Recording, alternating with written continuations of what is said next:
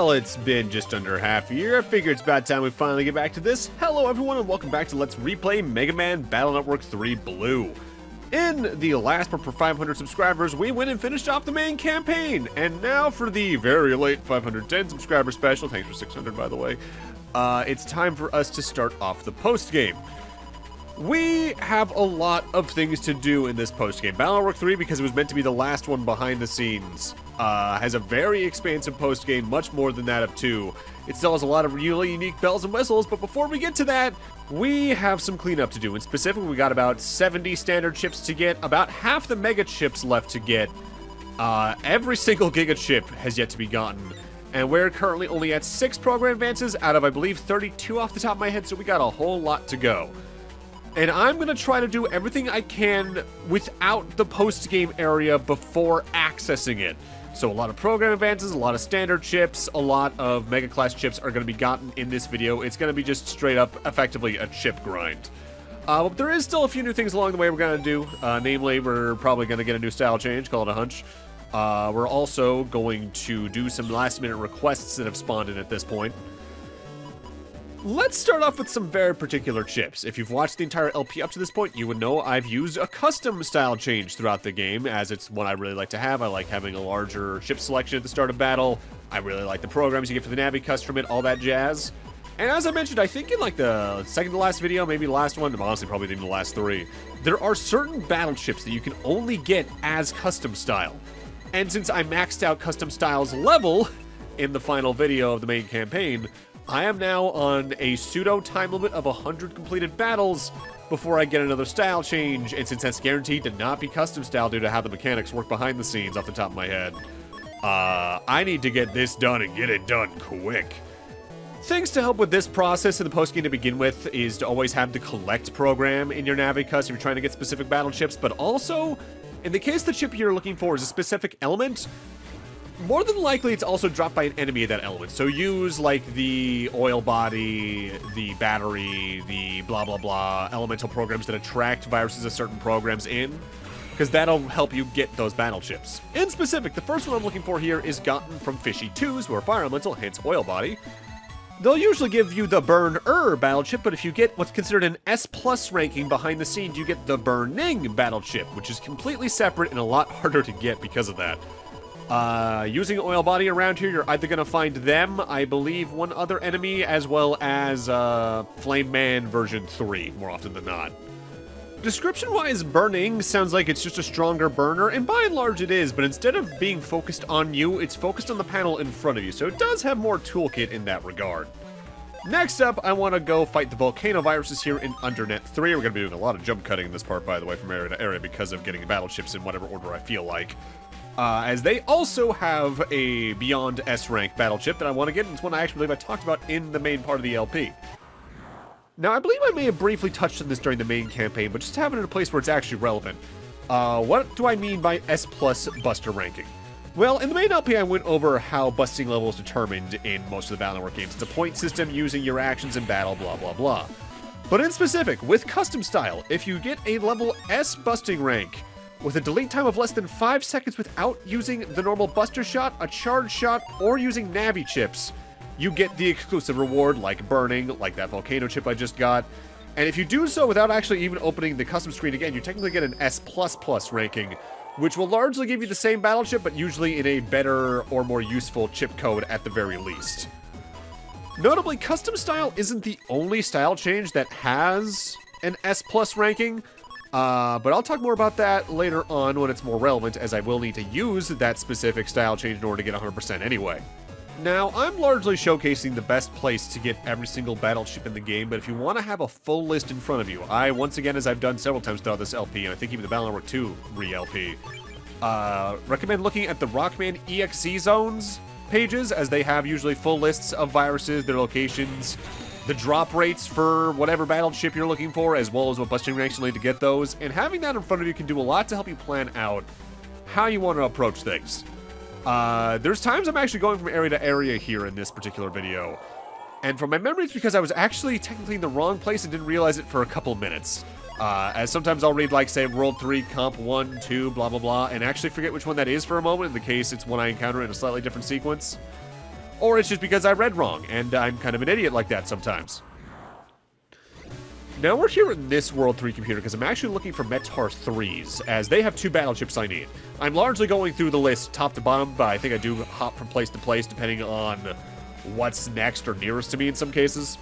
Metar 3s are in control of, obviously, Dino Wave, which is the most powerful shockwave ship.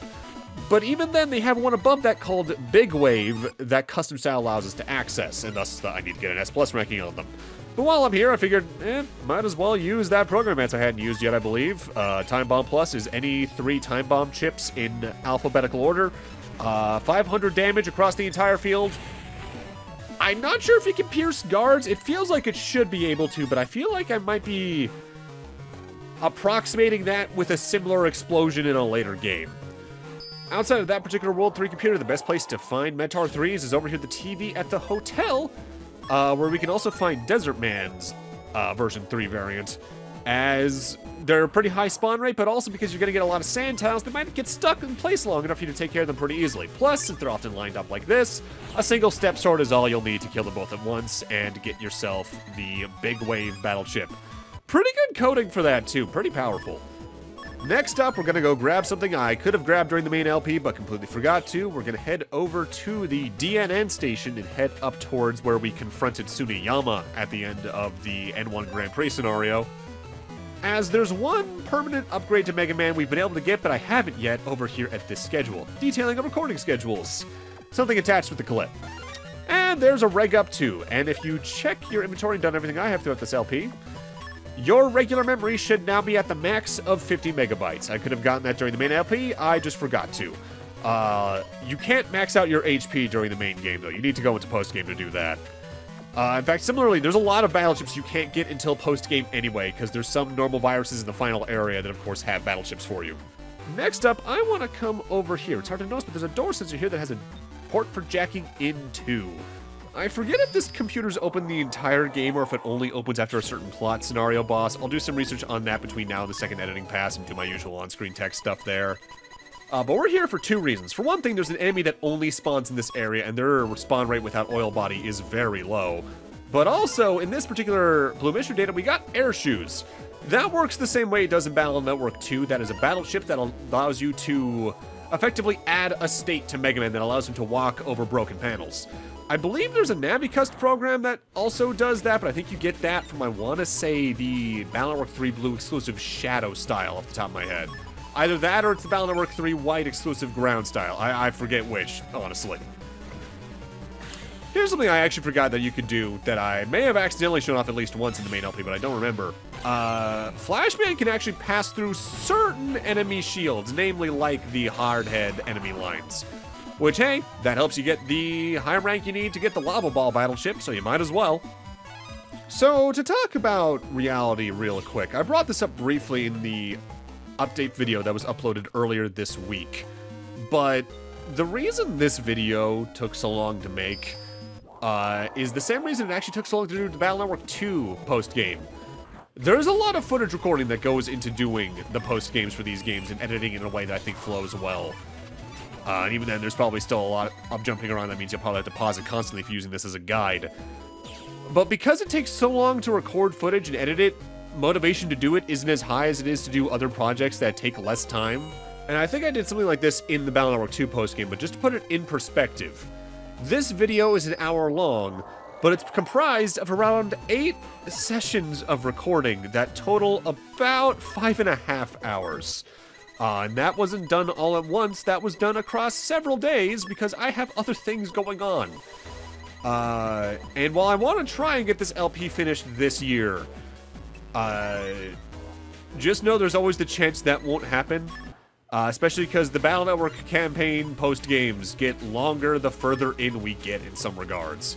Albeit in radically different ways, because Battle Network 3's post-game is long because there's just a lot of new stuff that unlocks. Battle Network 4's post-game is long because of the structure of how that game does post-game, like it or not. Same with 5. 6 is probably the shortest post-game after 2. Which, it might explain why it's also one of my favorites, thinking about it. So we just got the entire ice wave line from the Penga viruses. Those are largely found over at the hospital. I believe in specific, the third one that I found there in the hospital computer, I think you can only find while using the fish NaviCust program, or at least you have a higher chance of finding it to the point where you might as well use that. And now we're over here at the Gargoyle computer over on Hades Isle because I want to find a low blow and get their battle chip. So just to mention this, you can largely do the post-games in these games in any order, barring what's required of the post-game areas and what's in them exclusively. The best thing I could say when it comes to these post-games, as I believe I mentioned back in BN2, is take it at your own pace. It can lead to burnout and get very tiring. That's actually one thing I'll give BN1 for all of the features it lacks. Just due to how straightforward that game is, barring the occasional nightmare chip here and again, that's easily the simplest game to 100%. Albeit in a bit of a fun pattern. For everything a later game adds that might make their post-game more annoying or unique, they usually also add something to alleviate prior game pains. Easily the biggest thing they do in the latter 4 games, though, is the Navi Customizer itself, because the Collect NaviCust program removes like half of the pain in the asses that occur in the BN1 and 2 post-games. Also, you know what? I might as well lampshade this part as well. I already got all the custom style chips at this point, of course. But if you're playing along and using me as a guide for some reason, and you don't have custom style, if you have team style in specific, you should start by getting its exclusive battle chips, which requires getting an S+ rank on any given Navi fight in the game.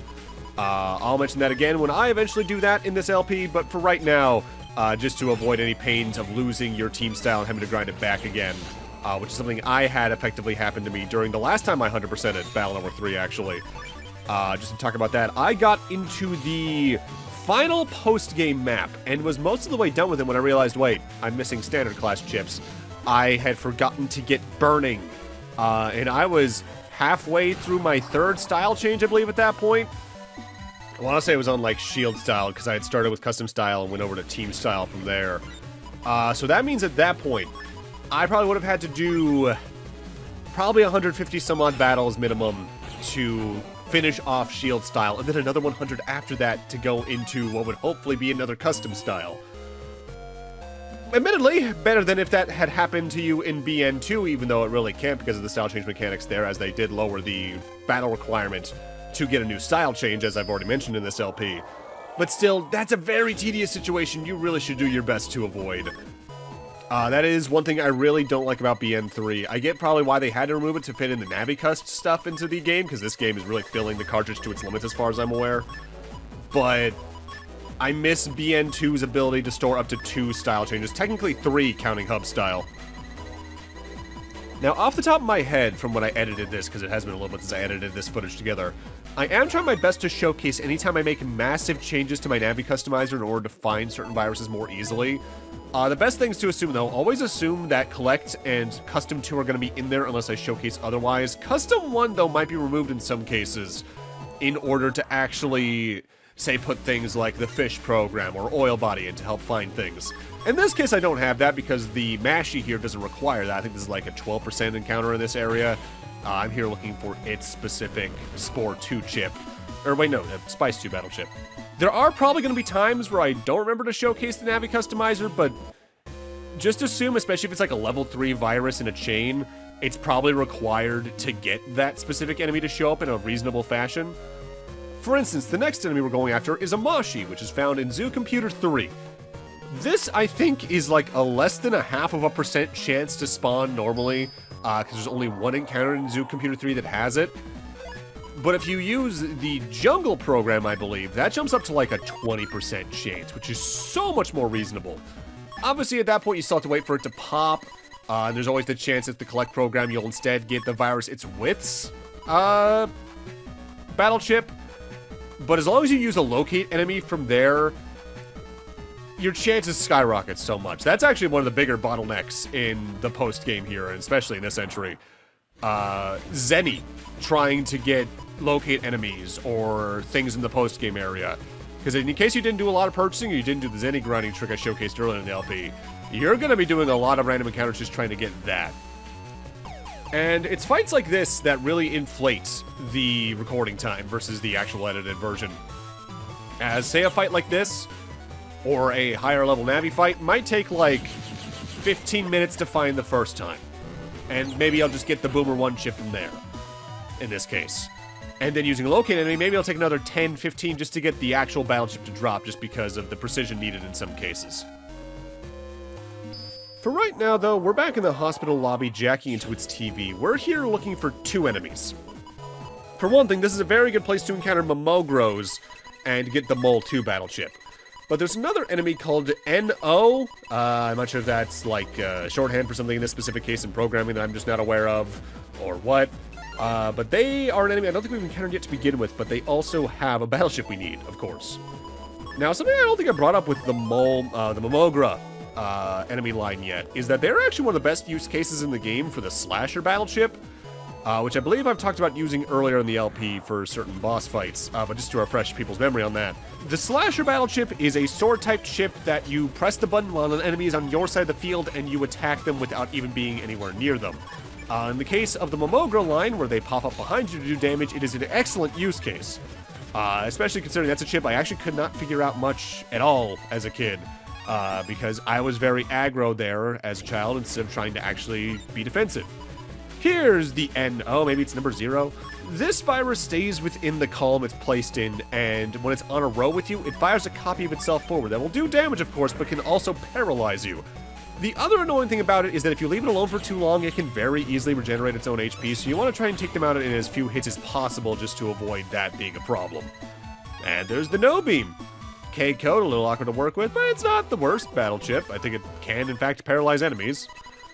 Now we're back in the hospital computer, because I have to get another enemy around here. I actually didn't get a lot of enemies in here on my first run through this place, but that's because some of them are too strong to take on in a good way when we're first here in the plot line, especially with what your folder can be at that point, or I just didn't encounter them straight up. If memory serves, I'm here looking for a Viney because I need the Rope 1 battle chip. If you have any fire-type battle chips, Navi chips, or otherwise, or a fire-type style change, you can just very easily get this. As I mentioned prior, normally with this enemy type, you need to attack the vine to do damage, but if you have a fire-type attack, you can just hit the head to do damage as well. Next up, we're back in this same World 3 computer, World 3 Computer 1, because there's another enemy around here I need to get. Again, I probably could have looked through the chips I was missing and actually planned a better route to get them all, rather than going down the list and jumping from place to place. But this helped me compartmentalize it in a way that felt good, so sorry if I'm jumping around a lot. I believe here I'm looking for Vinerts to get the Rope 3 battle chip. 200 HP is a good bit to melt through, but in the case you have, say, Variable Sword, once again, you can just hit them with the first fire-type attack and take them out really quickly. As mentioned prior in this LP, Variable Sword in 3, absurdly busted. If that hasn't been entirely obvious. Thankfully, for better or worse, they did nerf the Variable Sword into the ground in Battle Network 4 Beyond. Not that there's still not some absurdly powerful chips in BN4 Beyond, but seldom did they ever quite reach the heights of the BN3 Variable Sword again. Alright, so with the Vinerts chip gotten, it's time for us to head over here to Undernet 4 and talk to an NPC that spawns in post-game. Ah, help me, I've been putting off cleaning the outer square forever! And I stole a mini energy pod from a store, and I gave some lost guy the wrong directions, and let's see, I also you aren't here to arrest me? Just tell me when I'm here, okay? Please? Here, you can have this! By talking to that hidden Mr. Program, you can now get the Spin Dark NaviCust ability. That allows you to spin NaviCust programs that I believe are gotten specifically from either Undersquare or from one of the secret style changes in the game. Which might showcase later down the line, I'm not sure. Again, I've only really recorded a little past this particular footage. But the reason we're here in Undernet 4 is to get the Boomer 2 battle chip, as it's one of the most consistent ways to find that battle chip overall. Next up, we're actually going to go into a computer I could have entered a long time ago in the LP, I just completely forgot to. There is actually a computer you can jack into in the Hot Springs area that's not in the Underserver region. In specific, it's this Lionhead. It's not marked as one, but you can. Battle Network is one of those where there's a lot of secret computers you can find just by mashing the jack-in button at any point in time, because there's some they don't label otherwise. And in here we can get the Fire Plus 30 battle chip, which will boost the damage of any fire chip by 30. That includes ones that hit multiple times, as usual with those types of things. Stacking that with like an attack plus chip that's normal can go a long way. but it also allows us access to this part of Yoka 2. Huh? Know any good jokes? I've come over from Swapopolis to be a comedian, but I'm in a slump, so I can't think of any jokes. If someone could just tell me one good one, it might shake me out of my slump. Hey, can you tell me a good joke? You can't take a joke, can you? Seems to me there was a really funny guy around here. Well, if we in fact equip Megaman with the humor program in the NaviCust, we might be able to get something out of this dude. I'm not gonna even worry about the bugs that are showing up here because this is literally only gonna be in my NaviCust for like 5 seconds. What do you have to say about this, Mr. Comedian? Huh, know any good jokes? I'm coming from Swapopolis, blah blah blah. Hey Megaman, this Navi needs our help. Tell him a good one. Huh? Me? Do you know any good jokes? Come on, let me hear them. Okay, here goes nothing. I can't wait. Oh no, it's a mushy. I hope it doesn't mashy us. And there's nothing I hate more than mashed potatoes. Funny, hilarious, absolutely hysterical. I could have handled it as far as mushy and mashy, but that last mashy was too much. Hey, I think I got my comedy muse back. And my confidence is back too. Thanks, buddy. I don't have much, but take this token of my gratitude. And for that, we get a free Team 1 Asterisk battle chip.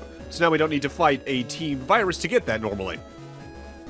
With that said, let it be known, puns are inspiring to people the world over. From here, though, we actually want to make our way back to ACDC 1.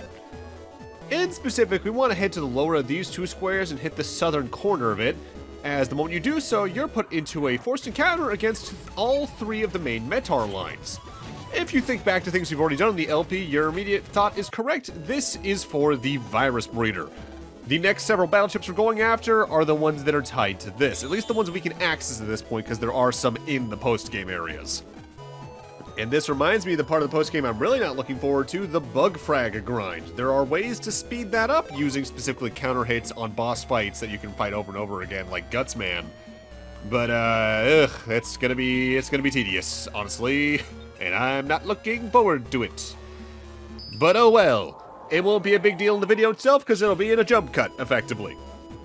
Next up, we want to head back to the Gargoyle computer because over here in this corner we got the Spiky line for their Virus Breeder appearance. And while we're here, I do showcase the Bug Frag Trader once again over in Undernet 2, I believe that is. But I don't pick anything up there yet because I need more Bug Frags. I think I can afford some of the chips. I think I get them later on. But for right now, I only have like 56, and that means I could get like full cust and all that, and that is a really good one to get, but I'd rather wait until I have a few more chips down and a few more Bug Frags to see if I can get more than one at a time. Next up, we want to head on over here to Beach 2, as the next Virus Breeder line can be found here, towards the exits to Beach 1 on the lower end, right near where you enter the Hades Isle really quickly before you head on over to the Undernet, really. Right over here, this corner, it's the Jelly line. This particular set can be kind of troublesome depending on the elements of your style changes, as 2 of them being elements that can do double damage means you're in for a rough time on top of the fact that their waves do have a really wide area of effects. Having a variable sort around here can help a lot, same with things that can create holes in the ground like a Panel Out 3. But otherwise, you just want to try and get as much damage in as quickly as you can, which I guess is sort of the name of the game in general. But take out whichever one you're weakest to first, I guess is the best way to put it. Oh, and yeah, if you get more than one going at once, that can also be real rough. Now, off the top of my head, the way you're meant to find some of the more hidden stuff in the game, like these virus lines, like the hidden computers like the lion head at the hot springs, the door sensor back at Scilab's main room, I believe there's 2 main ways. For one thing, obviously, the probable strategy guide. For another thing, I do believe many of them are shouted out by various BBS posts throughout the game's squares. Not all of them are, but I think enough are to give you good information. Plus, I want to say potentially some Square things might be exclusive depending on version. Don't quote me on that, though. I might be making something up with that. Next up, speaking of Scilab, over in Scilab 2, we can find the 3 mushy viruses to get them for the Virus Breeder. And that'll be another standard class chip on and out of the way. And for now, at least, there's one more we can go find. In specific, though, we need to go a little out of the way for this one compared to the other ones. We need to head back to the principal computer where we first fought Flashman all the way back in part 1. Thankfully, it's relatively early here, but you just need to go towards the blackboard in the far back of the area before you get to Principal Computer 2, and then go to the corner. This is the entire Killer Eye main line. If I haven't talked about the later versions of this, they're stronger, they look the same directions, but they do so more quickly and thus are harder to dodge, and as someone who's currently an Aqua-type style, this could be a nightmare, so I'm just going to take Terra 2 of them in one shot and then go for the third one a little more carefully. Because, let's see, I was at 900 HP. Yeah, that was 150 base damage, 300 with my Elect weakness. Don't mess around with the elemental weaknesses as a player in these, because they will kill you if you're not careful. Especially with later game viruses, especially with post-game viruses in specific.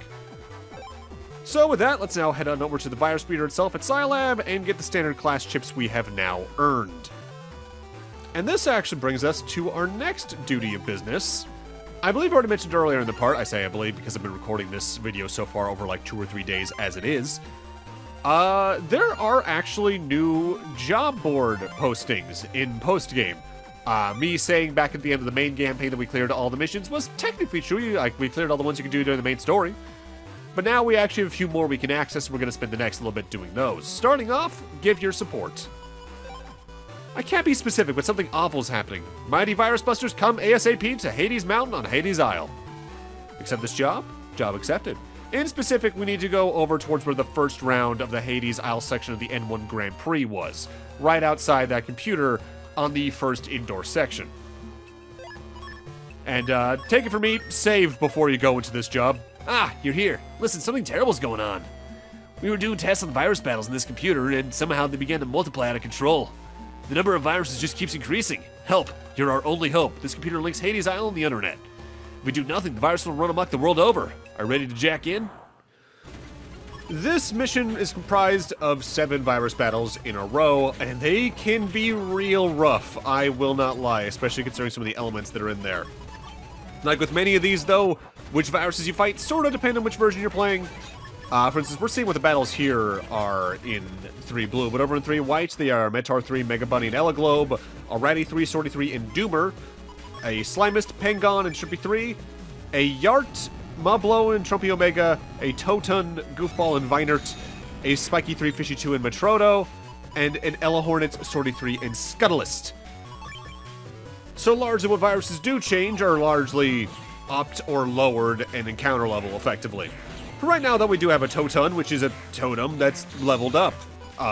It still does the thing where once you hit it with a strong enough attack, it changes its face around and it can then recover. So you want to try and take advantage of either the grass panel that it's on top of to do double damage to kill it, or its elemental weakness with water to kill it in either direction. The Vinert's probably the most annoying thing here because the poison panels are placed in such a way where avoiding it can be kind of rough, though. Having an Invis-type chip around can go a long way here. Honestly, this set of virus battles represents a bit of an interesting conundrum I find that late-game Battle Network battles tend to have, where you find yourself often split between going for the easier enemy that won't cause as much of a problem in the long run, or the harder enemy that'll be the big problem in the fight, limiting your movement. There are times where you really should go after the easier one first, because then you don't need to worry about the extra damage they could do, or the extra limiting of movement they can do, or you want to go for this type of enemy first because they radically limit the pace at which you can move about the battlefield. I think the reason in this case you should go after the Viner last is that ultimately, while the Vine itself is constantly following you, the body itself is constantly in one position, so you don't need to worry about it being moved around in a certain way. On the opposite end here, in this fight, I actually recommend you go after the Fishy 2 first, as not only is their dashing around the rows annoying, but the fire they leave behind even more so limits your movement on top of the grass panels and crack panels in this particular fight. Otherwise, we do have a new enemy here. This is the Metrodo. It's an upgraded Mate Rod. Sits down behind things if it can. Rains down meteors. Same deal. It's just more meteors, I believe. Still fire elemental, so if you got any water elemental attacks, that's going to be your best friend. Best things about viruses like this is just how open they leave themselves to counterattacks. With that said, the final of the 7 fights here is openly the hardest, especially as someone like me who currently has an Aqua-type style due to the Ella Hornet that's present in it. And I need to take that out quickly, otherwise I'm going to take a lot of damage. The Scuttlest being here doesn't help, though. This is technically the strongest of a virus type we've yet to encounter, the Scuttles. We've seen them since Battle Network 1's final boss, and they were also post-game viruses in BN2.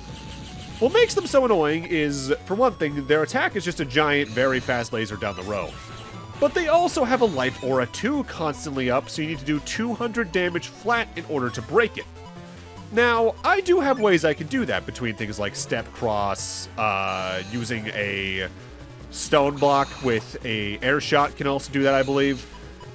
But you need to be very quick on the firing here, especially if you want to use variable swords, because they are moving fast enough that they can just catch up with you and catch you off guard. Great! You deleted the viruses faster than they grew! I'm grateful. Please accept this token of thanks. And for doing so, you get a free 30 bug frags. What we have done without you. I'm afraid to even think about it. Now, we can go take care of the next job at the request board, but there's one other thing I want to do here at Hades Isle while we're here. And I forget if this spawns only in post-game or if you just need to finish the previous one to do so, but the final quiz is here at the top of the mountain. Quiz King, who sent for Quiz King? Take a chance, chance your luck, lucky quiz time. Well then, young man, how about a round of questions together? I'd love to. Ha! Don't expect any favors, though. Question number 1. How much is a ticket from AC/DC Town to Yoka for a child? Starting off with a trick question, if you've been paying attention, every ticket for LAN is free. Well done. Here's number 2. What's the attack force of Cannonball? That would be a 160. Correct. Question 3. Dr. Hikari's lab is on what floor in Scilab? That would be on the 5th floor. Excellent. Don't fade now. It's question number 4. A spider has 8, a rhino has 4. How many have you? It's talking about legs. We have 2. Good, good, good. Question number 5. What did Gutsman have to face in the endurance contest? That would be Heat over in Yoka 1. Okay, more of that. Let's keep going. Question number 6. How many girls are in Class 5A? That would be 4. Correct. Now question number 7. How does Tomoko decorate her hair? With a silver gear. Superb. Question number 8. In what field was Wily the master? As with the main series, that would be in robotics. I'm very impressed. Try question number 9. What is this game's second title? That would be Battle Network. Very well done. Question number 10. What is Bubbleman's dance called? That would be the Bubbly Dance. Incredible. Here's number 11. What type of Navi is Beastman? Gee, I wonder. Clearly a psycho. No, of course he's a beast. Correct. Next question number 12.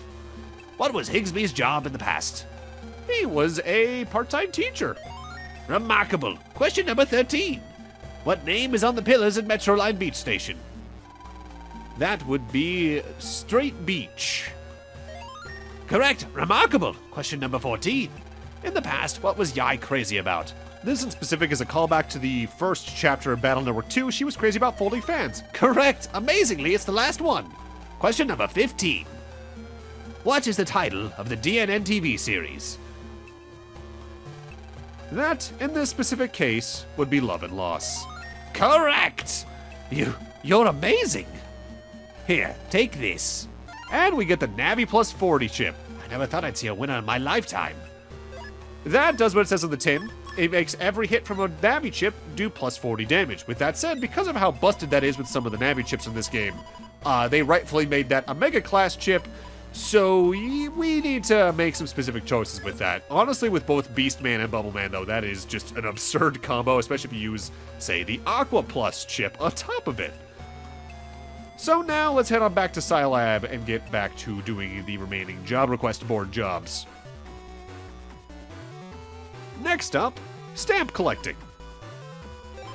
Want to enter the Cyberworld stamp collecting contest? I'll discuss the specifics in person. Please come to the Seaside Hospital's 2nd floor. Accept this job? Job accepted. Alright, back on over to Beach Street, because we go back and forth there so often in this game. It's almost the Okuden Valley, but it's mostly because in this case, there's so many sub-areas attached to it. Lan, nice to meet you, and thank you for coming to help. Let me tell you what I need you to do. The Metro Group's stamp collecting contest is underway. You collect a stamp from each location to get a toy train. My cousin really wants one of those toy trains, and I promised it as a present, but work has gotten so busy that I can't take part. Also, I don't even have tickets for the Cyber Metro. Would you please collect the stamps for me, Lan? First, go to AC/DC so that you can check in with Prague.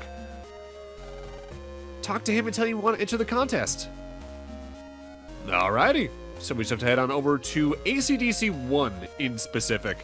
It would probably be fastest to jack in from Mail's PC or Yai's, ultimately, but Lan's isn't that much further away anyway. We're looking for that Mr. Prague right there. Greetings, I am accepting entries for a stamp contest. Are you interested in taking part? Good. First of all, please take this. You will need to get 3 stamps on this stamp card. There is a program for providing stamps in the Scilab area, Yoka area, and the beach area. When you have all 3 stamps, please come back here. You'll receive a wonderful prize for your efforts. Okay, away you go. So this is just a crawl over most of the main internet in order to find the stamp stations in question. Is there annoying to go all over the place? Yes, but at this point in this game, you should frankly be used to that because of this game's love of having you go across the internet for one thing, then all the way back across for another thing. For the Scilab stamp card, we need to go to the upper half of Scilab 1, over towards the entrance that Drillman drilled into the later Undernet. Congratulations on this area's stamp official. Alright, let's see your stamp card. Here's your stamp. So now we're good to go on over to, I believe I'm heading over to Yoka next. For this one, we need to go towards the Yoka 1 entrance from Yoka 2. You will then find the Mr. Program along the blue path, effectively. At least with how desaturated the internet gets once the alpha stuff starts happening, the main path is still slightly different colored. I really do agree with a lot of people, though, that they should have just made this get its color back once you've beaten the game, and again, there is a mod by Prof9 to do so, but for this LP, I'm not going to use that because I'm already this far in, and I'm not sure what that would do to my save file. For the One Beach area, we need to head on over to this portion here, near where we fought Desert Man V2 back when in Beach 1. That's all 3 stamps, though, so let's head on back to AC/DC 1, talk with the Mr. Program, and get the reward for our client to get the actual reward. A little roundabout, but okay. So you got all 3 stamps. Please give me your stamp card. Well done. We'll forward the prize to the address that you provided. Alrighty, so let's go talk with the nurse once again. Not too bad, but keep in mind I did jump cut past like 10 minutes of footage. Well done. You finished the stamp collecting contest. Thank you. Here, this is for you, Lan. And we get Step Cross Q. I already had Step Cross for my library, but you need Q pretty much effectively for a program advance down the line. So with that, let's go do what I believe is actually the last job request in the game, help with a will. I can't figure out my father's will. Can someone help me unravel its puzzle? First, I'll have to hand over the will. Meet me in front of the Class 5A at AC/DC school. To be even more specific, the quest NPC in question is actually at the far opposite end of the hallway where you enter the classroom hallway. So just go past 5B and most of 5A and you'll find her, no question. Ah, Lan, it's you. I'm the one who requested help with a job. I've heard so much about you. You're a great net battler. That's why I wanted to ask for your help with this. And we got the will. That's my father's will. My father's a net battler too, and he's traveled the world. One day he left that will behind and just vanished. We lost track of him somewhere in Netopia. I know there's no way I could ask you to find him, but I was hoping you could figure this will out. Since you're both great net battlers, maybe you can. I'll be waiting to hear from you. Thank you, Lan. And if we go into our inventory and check the will, we can get some hints on what we need to do with it. In specific, if you look at the text for the will, it's actually, once again, obscured. Seer the dia quirlwheeler uraurarvliz. You gotta read it top to bottom. SQUIRREL, squirrel, ARMOR, armor, WATER, water heater, DEVILPILLARS, devil pillars. Those are the locations we need to check for this quest in question. Some of them are a little more direct than others, because devil pillars might sound a little weird compared to the others, but we're going to go through them in order, and for squirrel, we need to head on over to ACDC3 and investigate the cyber squirrel statue that represents the one in the park. Hey, the will is read sideways, the first word squirrel. Huh. Ah, there seems to be a message here. It says Samurai Armor of Ancient Carnage. Huh? What's... Look out, Lan, it's a virus! So at every location, we're also going to have to fight a virus, but they'll also give you a hint at what the next one is in sequence. In this case, we're going to be fighting a lot of the remaining Omega viruses we didn't fight during the main campaign. Largely, as with the Omega viruses we fought during the campaign, they're just juiced up super versions of the main viruses.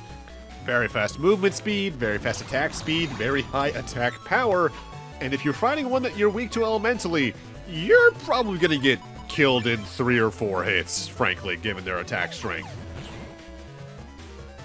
This one is very wood-focused, so if you're a fire-type style change, you're going to have a pretty good time. If you're elect-themed, you're gonna be having the worst time, frankly. And I believe this specific battle is the same no matter which version of the game you're playing. With that said, while I don't do so here at all from my memory, I also recommend before you investigate every one of the objects for this quest line that you save, as whenever Omega viruses are in play, it's better to be safe than sorry as someone who's lost plenty of progress to them in the past. But once you do that, you're good to move on to the next object. In this case, we know from the whale that it's an armor thing, and based on the hint the squirrel just gave us, it's time for us to head back to Yoka Inn, as it's the samurai armor here in the lobby that we need to investigate. Megaman, this has got to be the suit the whale was talking about. Huh. There's some kind of message written here. It says, demonic fire that boils water. What's this? Ah! Some viruses jumped into my PET! And while the last one was wood-themed, this one is fire-themed. So if you're a wood type style change, you might be in trouble. The Basher Omega is ultimately the scariest thing here because of its power, but don't underestimate the Shaker Omega's speed, as it can move very fast throughout its column to begin with. But its attack speed, in the case you get caught in the middle between, say, it, the Basher, the Volcano, you can take a lot of hits here real quickly. You also need to keep in mind that volcanoes can heal on lava panels, and in this case, that's an actual threat. Admittedly, the good thing about a situation like this is that since the volcano can only attack up to 2 panels at a time, even if it can heal itself, I'm effectively just waiting for my folder to give me chips that are good enough to stun it in place or deal enough damage in one shot. In this case, 2 Flashmans partnered with a yo-yo is probably going to be enough, call it a hunch. There are times in these games where they just don't give you what you really need, though, and those can really suck.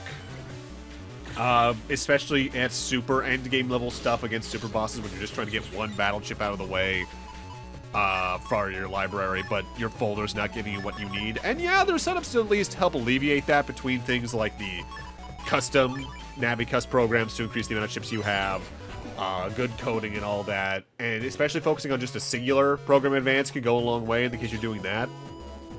So between the will and the hint we just got the armor, our next destination is the water heater here in Yoka 1 that we saw Gutsman do an endurance test in much earlier in the playthrough. Lan, this is the devil pillar from the will. Checking. Let's see. Aha! This looks like some kind of message. It says, the demon awaits in Hades. Huh? And what's... Look out, Lan, it's a virus! Good luck if you're a heat style, because now it's time for the Aqua Elemental one, and if there's one target you need to take out here more than any of the others, it's the Pengies. Because to remind those that don't remember, the Pengies become invincible when they're on ice tiles. So you either want to do something that can take them out instantly, like using Flashman followed up by another attack, or just using a Gutsman ship that can destroy all the ice panels at once. Though you need to keep in mind as well that the Slimer Omega there in specific can steal your tiles as well, meaning your space is going to get limited, potentially giving them more ice tiles, but also given the waves that the jelly can place down, it could be rough. There seem to be no more viruses, but the message remains. The demon awaits in Hades. So now we need to head on over to Hades Isle once again. In specific, we actually want to investigate the pillar we've jacked into several times now, but not quite jack into it. Megaman, this must be the demon from the well. Looks like there's a message. The back pillars rise straight to heaven. And this... a virus has gotten into my PET! Land, this has happened at every step. Why are you still surprised? And now time for the Elect Elemental set. Honestly, even if you're not weak to it like I am, this is potentially one of the harder sets as, for one thing, the Hornet Omega moves so quickly. Hence why I was pause buffering there. But you also have to keep in mind the paralysis that can be inflicted upon you by any of these opponents. But also, the Momogra Omega just makes for a very fitting companion piece to the other viruses, I think is the best way I'll put it because of that. Having Slasher around can help a lot in this fight in specific, as you might figure. But I believe I do take this one a little more slowly to start, just to make sure I don't get whacked in the back of the head. The other annoying thing is there's not many places you can really hit the Momogra Omega without just walking through it yourself without something that can hit behind you like Slasher. So if there's a place to bring it into, it's right here. Now, the main reason I decided to do the job requests now, instead of the very start of the post-game before all the chip grinding I've done already, or after this, is to just give myself something else to do, effectively. Because the way I'm trying to pace this is I do several bouts of chip grinding, something else, and then another several bouts of chip grinding. Even if, technically speaking, those other things could be other bouts of chip grinding. Like, for instance, my plan for the next set of things is to do a normal set of chip grinding again, but then go into grinding out the Navi chips I'm missing, for instance, as that's a little more focused and there's specific things I can do to help make that smoother. So, the back pillars rise straight to heaven. We've seen several pillars throughout the game, but this is still the most obscure hint in this questline. In specific, we need to head to the tallest pillar we've seen, the one at the center of Undernet 4. It's not just set dressing, but we need to go to the very tip of it, which means in order to actually finish this side quest, you need to have gone and opened up Beastman's cube from beating his V3 fight, which means you need to have gone and fought him at the doghouse again after the storyline encounter with him during the rankings scenario. We're at the last place in the will. There's something in an indentation on the pillar. This is data for a family photograph. Okay, let's take this back to the client. What the? Land, this place is booby-trapped with viruses. Again, guys, we've done this 4 times now, no shit. So this is probably the roughest fight in the set. We got Twins Omega and Dominant Omega. The Twins have the deal as usual where they're going to rotate around each other and kind of just lock onto you. And you need to take them out at the same time, or at least in quick enough order they don't get to recover the other. The Dominard is going to place itself randomly and just try to block attacks against the Twins, or attack you outright. Using, I believe, Jealousy might work here. Otherwise, Break Elemental stuff technically will work pretty well. Flashman, for instance, using, I believe, the Air Shot combo with the Rock Cube will do good here. But ultimately, if you have something that can freeze them while they're attacking, like Flashman once again, you can do some good stuff. This is still a really, really rough fight, though, as the unpredictability of the Dominard, partnered with how fast the reticles from the Twins move, leads to you needing to be on your feet a lot here, which means you don't have a lot of opportunities to keep yourself open for attack. I died several times to this fight in practice for this playthrough. I've died to it several times in the past. This one's just rough. Although there's probably some strategy I'm just not aware of that completely nullifies its threat. Thankfully, though, your health is immediately recovered at the end of it, and even then you're going to jack out anyway, because we got to go back to the client now and show that photo to her. Here's hoping it actually means something, which it probably will. Lan, you solved it. What? This is what he had hidden? This is a picture of him and me and my mother. Did he want me to find this? No, that can't be right. He always told me that he wanted me to be a top net battler. Maybe he didn't want me to have the photo per se. He wanted me to have to track down where it was hidden. Well, anyway, thank you for solving this, Lan. Here, this is a chip that belonged to my father. I think that you can probably put it to better use than I. Please, take it. And we get Recover 300R. I hate to disappoint my father, but I'll never be Net Battler. I'm so happy that he treasured this photo. So that man's dead, right? Ooh. Well, either way, Recover 300R is a very important battle chip, because for one thing, I believe off the top of my head that's the highest recovery individual chip in the game. But also, returning from prior battle networks, that is part of a program advance involving the Roll Navi chip, as well as another battle chip we don't have access to at this point. So for now, we're just going to spend the last 10 minutes or so of this video going after more scattered battle chips across the world. And starting off, we're back in the later parts of the hospital computer looking for the poof balls.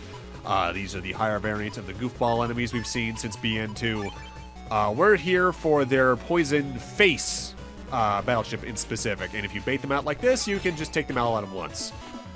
You do technically need this on, I believe, the A code in order to get a program advance done down the line, but I'll cover that more in specific when I go for all the program advances.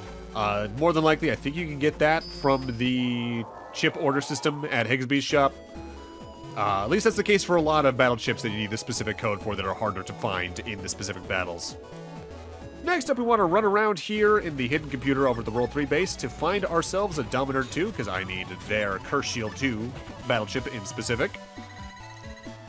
As annoying as sometimes the specificity it takes to get certain codes or chips to drop from enemies because of the drop rates and getting certain buster ranks can be, there is a level to it that I find oddly relaxing, because it's very easy to just get into a trance and playing until the right thing shows up for you to go, oh, wait, I got it, heck yeah, and moving on.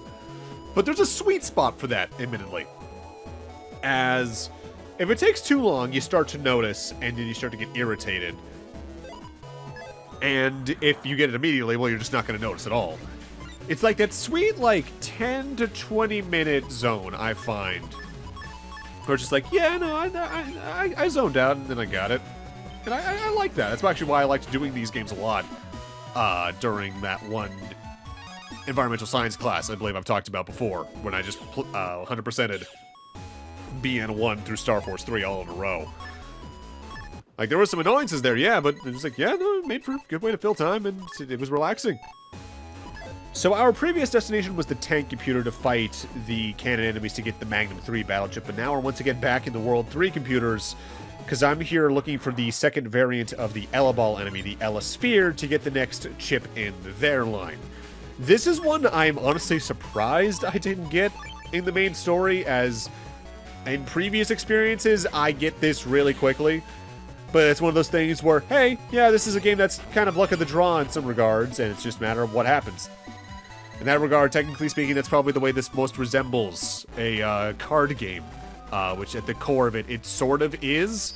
It's definitely a deck building game at the end of the day. It's just that you don't really deck build by most standard ways you build decks in card games, from my own experience. Admittedly, my card game experience is not the highest. I played a lot of Magic the Gathering back in high school and early college. But that just got to be a money sink, and I got distracted doing other things, so it just kind of stopped. I did play Master Duel for about a quarter of last year or so. Got really into playing Cyber Dragon decks. But that was largely to play with some friends, more so than getting into it myself. I had fun with it, ultimately, but I just kind of burned myself out on it. There's Hull Meteor, that's the next chip we were here for. That specifically, I believe you needed Oil Body to find more commonly. And now we're back in the deeper portions of the Undernet, because we're now looking for battleships in this area. In specific, we are looking for the Totams in order to get the Totem 2 battleship. Not the hardest one to find around here, but sometimes, depending on your chip pulls, it might be a little rough to get. But also, we've hit 100 battles. Is this another style change? It looks like you've made a style change. That would be the Heat Team style. Heat Team style. A fire style mastered by using Navi chips well. It allows up to 6 Mega Class chips to be put in a folder. Your power attack will also become a flamethrower, but you'll take double damage from aqua-based attacks. Pretty cool, huh, Mega Man? Heat Team style. Yeah, I'm burning with power. Give up on the other style and change to this one? As much as it honestly does pain me to swap away from my beloved custom style, in order to get 100%, as I already covered in this video briefly, we do need to swap to A-Team style because there's battleships that only it can achieve for you. You're sure you want to override it now? Yes, I am. Do you want to work more on this style or find another? We want to improve this just to get its NaviCust programs along the way, might as well. But also, the moment you do a style change from one style to another, Mega Man automatically boots up the Navi Customizer, as technically speaking, the colors in the top right are determined based on your styles. For instance, you can equip the usual white, pink, and yellows as any style, but green is this color for team style abilities. We have a blue from custom style. So I now need to input a specific error code to fix error C2 to allow me to keep custom 2 in my Navi customizer, as that'll make team style even more effective. But yeah, team style's biggest benefits is that it boosts the amount of mega class chips you can have in your folder, which ultimately means more Navi chips, but they did make it into any mega class chip here in BN3 versus BN2, where it was exclusively for Navi chips. In specific, if I'm recalling correctly, the folder edits I went for there are putting the Navi plus 20 and plus 40 into my folder alongside my favorite Navi chips like Bubble Man, like Beast Man, as that allows me to just get a lot of damage in very quickly. And there's the Sensor 2 battle chip. I needed that. That was actually one of the main reasons I came to this area. I was using Navi chips very regularly throughout any battles I was cutting out, of course, because team style is what I wanted to get. But just to remind you for what you need in order to spawn that in versus a custom style, in case you need one or the other. For team style to start, because it's the one we just got, you get more points in battle that ultimately leads to points towards your next style change the more Navis you use in battle. You get one for every additional Navi chip you send beyond. You don't have to use them, you just need to send them over to Megaman in battle. Meanwhile, if you're trying to get custom style to get that style's exclusive chips, you get more points in a battle the more chips you send on one turn, up to 5. You get more points for forming program advances, and more points for using the add function. The number of chips you use with that does not matter. Now, here in Undernet 7, the furthest depths of the internet, we actually can't do too much. The curtain still won't open, that door won't open for us yet. You can get past the spiky, but I'm not doing that yet. I'm just here to fight some Slimists and to get their battle chip, because it's a pretty good one, on top of the fact that we need it for the library anyway. Memory serves, I get an S code here, which is really good. Next up, we're going back to Undernet 6, because there's another enemy I forgot to get a chip from there. In specific, I have Oil Body in my Navi customizer, but that's not to attract the virus I'm actively looking for. That's to attract the one it's usually paired with in this area. In specific, it'll attract the Totams. We are looking for a 2B because we need their battle chip still, and it's the easiest way to find them, frankly, from my memory of where they can appear. They will give you Discord, which will confuse enemies. Not that useful for me, but hey, you need it for 100% anyway. Next up, we're back at Higsby's shop to jack into the signboard once again, because we still need to get the battle chip from a Trumpy. And frankly, I'm surprised it's taken me this long to get the Fanfare battle chip. Usually, I'm kind of drowning in those. But this playthrough in specific, I just had a rough time getting it. I don't know why. Usually, I just get it roaming about in the beach area, no problem. But either way, the Flashman around here makes for a very quick obtaining of it. And hey, G-Code's pretty good. I have a lot that pairs with.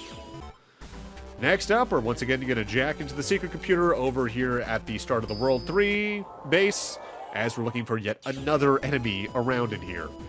We already fought Dominator 2s in here earlier in this very part, but now I'm looking for Trombies in order to get the third and final variant of the Fanfare battle chip.